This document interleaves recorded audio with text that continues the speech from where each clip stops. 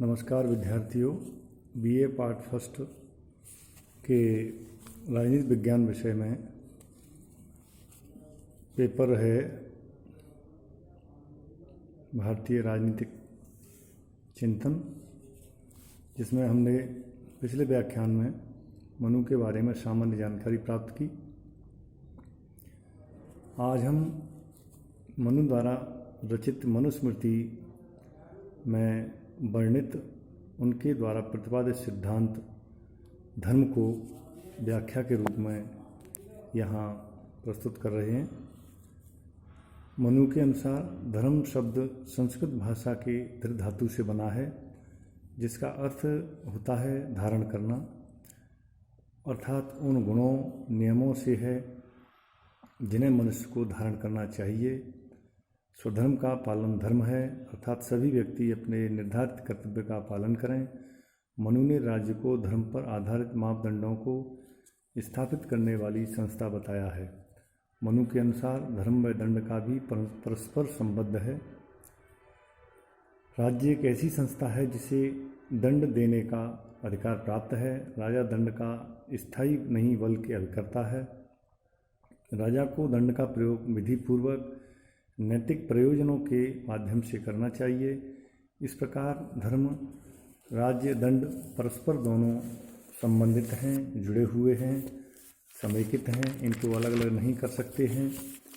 मनुस्मृति में धर्म के बारे में जो दी गई परिभाषा है वो मूल रूप से व्यक्तिगत रूप से राज्य का एक समेकित रूप से कार्य करने के निष्पादन में एवं राजा के द्वारा किए गए विभिन्न कल्याणकारी कार्यों में धर्म का प्रमुख स्थान निर्धारित किया है। सभी व्यक्ति अपने निर्धारित कर्तव्यों का पालन करते हुए परम लक्ष्य या मोक्ष की प्राप्ति करते हैं या उसकी ओर उन्मुख रहते हैं। सभी व्यक्तियों द्वारा धर्म का पालन करना हमारी समाज व्यवस्था में संभवतः निर्धारित किया गया है। धर्म और दंड की जब बात करते हैं तो इसे मनु ने मनुस्मृति में संप्रभुता का प्रमुख आधार माना है। इन मापदंडों को स्थापित करने वाली उद्देश्यपूर्ण संस्था के रूप में राज्य को चित्रित किया है। परस्पर इन दोनों को निर्भर माना है और इस बात पर जोर दिया है कि राज्य का अस्तित्व ही धर्म के प्रवर्तन के लिए है। राजा का यह कर्तव्य है कि वह सभी व्यक्तियों को धर्म के पालन की ओर प्रवृत्त करे। इस प्रकार राज्य का जो मूल आधार है वह धर्म ही है। इस प्रकार मनु ने धर्म को परस्पर संबद्ध किया है। मनु की विचारधारा के अनुसार धर्म और दंड भी परस्पर संबद्ध हैं।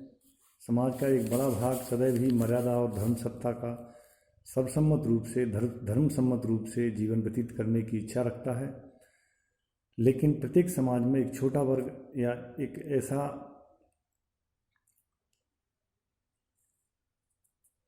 तबका होता है जो धर्म के अनुशासन में लाने के लिए भौतिक बल की आवश्यकता जिसके लिए महसूस होती है, अर्थात वह धर्म के विपरीत आचरण करने के लिए तैयार रहता है। इसको देखते हुए राज्य का यह प्रमुख ध्येय है, कर्तव्य है कि वह उस अनुशासन की धारा में लाने के लिए उनके लिए बल प्रयोग की आवश्यकता महसूस करता है। मनुस्मृति में दंड को ऐसी भौतिक शक्ति के रूप में भी प्रस्तुत किया है जो बाध्यकारी शक्ति के आधार पर धर्म को लागू कर सके।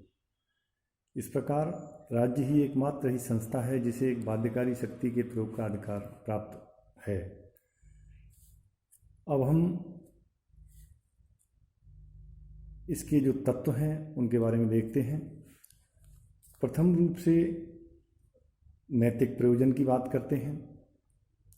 भौतिक बल का प्रयोग जब किसी नैतिक प्रयोजन के लिए किया जाए तभी उसे उचित कहा जा सकता है।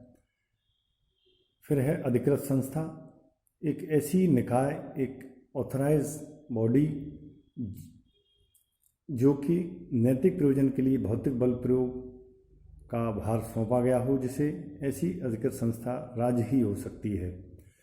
कि भौतिक बल प्रयोग के लिए एक ऑथराइज या कानूनन या एक नैतिक दृष्टि से संस्था है, वह राज्य ही इसको निष्पादित करने में संभवतः सफल रहती है। फिर है अनुल्लंघनीयता। एक तो होती है उल्लंघन, एक होता है अनुल्लंघन। उल्लंघन में दायरे से बाहर जाना, समेकित एक आधार को, उसकी बाधा को न मान करके बल्कि उसके ऊपर होकर निकल जाना। बाधा से यहाँ तात्पर्य है एक मर्यादा, उसका एक दायरा, जिसके अंतर्गत व्यक्ति को कार्य करना, जीवन यापन करने का पूरा राज द्वारा दिया गया एक चरित्र होता है। इस भौतिक बल को विधि की दृष्टि से तथा व्यवहार में भी ऐसी स्थिति प्राप्त होनी चाहिए। किसी भी व्यक्ति अथवा व्यक्ति समूह के लिए इसका उल्लंघन कर पाना संभव नहीं हो। इस प्रकार भौतिक बल को जब समाज में सर्वोच्चता की स्थिति प्राप्त होती है, तभी उसे मनुस्मृति का दंड या राजशास्त्र की आधुनिक शब्दावली में संप्रभुता के रूप में कहा जा सकता है। क्योंकि किसी भी राज्य को अगर संप्रभुता प्राप्त नहीं है तो वहाँ दंड का विधान पूरी तरह से अपने सही रूप को दिखाने में असमर्थ रहेगा। इसलिए आवश्यक है कि उस राजसत्ता को संप्रभुता या सॉवरेंटी या सत्ता या शक्ति की जो वैध प्रकृति है, वह उसके लिए सुधार करना सर्वप्रथम है, जिसके माध्यम से वह जनता को, पूरे समाज को, पूरे राज्य क्षेत्र को अच्छी तरह से चलाने में कामयाब हो। ये राजा का प्रमुख कर्तव्य धर्म के अनुकरण, धर्म के आचरण के अनुसार निर्धारित करने का जो निश्चय है, वह मनु द्वारा मनुस्मृति में इस तरह से चित्रित किया गया है। मनुस्मृति के अंतर्गत कहा गया है कि दंड सर्वोपरि सत्ता है, यानी दंड का जो विधान है या कानूनन जो या न्याय की दृष्टि से जो प्रक्रिया है, वह सर्वोपरि है, उससे ऊपर कोई नहीं है। न तो राजा है, न प्रजा है, न राज्य है। इस तरह से राजा दंड का स्वामी नहीं है, बल्कि वह अभिकर्ता मात्र है। दंड का मालिक नहीं, बल्कि उसको चालित या चलाने के लिए एक एजेंट का काम करता है। राजा दंड का प्रयोग मनमाने रूप में नहीं कर सकता, यानी राजा पर दंड की शक्ति का भी नियंत्रण है। अगर वह स्वच्छंद हो जाए दंड के क्षेत्र में, तो प्रजा कल्याण के बजाय प्रजा के एक विकृत रूप को, प्रजा को एक ऐसी दिशा में ले जाने वाला जो उसको संपूर्ण नष्ट करने के लिए तैयार हो, इस तरह का उसका चित्रण किया जा सकता है। जरूरी है कि वह राजसत्ता धर्म पर आधारित हो, उस दंड के विधान को मानने वाली हो, जिससे कि वह जनता के ऊपर उसको थोपने के बजाय उसको आचरण के तरीके से, आदर्श के तरीके से उस पर लागू करें और उसको मानने के लिए नियमों के अनुकूल तैयार रखें। स्वयं राजा दंड की संप्रभु शक्ति के अधीन है और मनु की यह एक चेतावनी संकेत भी है कि दंड का दुरुपयोग किए जाने पर यह दंड ही राजा को नष्ट कर देगा। यानी दंड का सदुपयोग या दांडिक जो शक्ति है उसको सही कार्यों में ही प्रयोग लेना चाहिए, न कि गलत कार्यों में, अनुचित कार्यों में। अनुचित कार्यों के समापन के लिए या प्रयोजन के माध्यम से उसको यूज़ करेंगे तो राजा संभवतः नष्ट होने के लिए तैयार हों, क्योंकि यह धर्म अपने आप में एक ऐसा चित्रण है, एक ऐसा कृत्य है जो कि व्यक्ति द्वारा अपने आचरण के माध्यम से और विधि के माध्यम से संचालित किया जा सकता है। अगर इसके विपरीत आचरण करता है, सामान्य आदमी हो या राजा हो, राज्य का कोई भी इस तरह का नागरिक हो, तो वह संभवतः हम मानते हैं कि वह दंड का दुरुपयोग करेगा और वह नष्ट होने के कगार पर पहुंचेगा। मनु कहते हैं राजा द्वारा धर्म के विरुद्ध किया गया दंड लोक में उसकी अपकीर्ति का और मृत्यु के बाद उसके नरक गमन का कारण बनता है। तो ये देखिए, राजा को एक ऐसा दर्पण दिखाया है जिसमें कि अनुचित कार्य करने के लिए उसको पाबंद किया है कि अगर आप ऐसा अनुचित व्यवहार करोगे, कार्य करोगे, तो आप स्वर्ग के बजाय नरक के गमन करने वाले प्रमुख रूप से होंगे।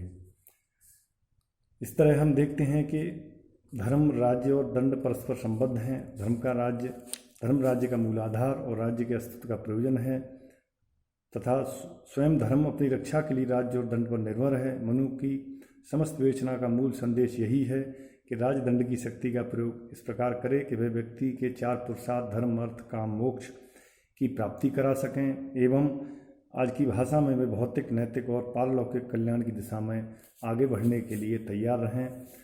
क्योंकि भौतिकवादी समय में हम देखते हैं कि इनमें से प्रमुख रूप से धर्म की बात को इतना ज़्यादा जोर नहीं दिया जाता है, अर्थ की बात को ज़्यादा, काम एवं मोक्ष हमसे परे है, उसको हम देख नहीं सकते हैं, वह मृत्युपरांत का कारण है।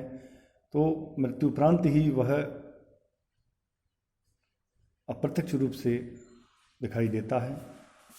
इस आधार पर मानते हैं कि मनु द्वारा दिया गया जो भी कार्य है वो धर्म के क्षेत्र में अपने आप में एक विशेष स्थान रखता है। धन्यवाद।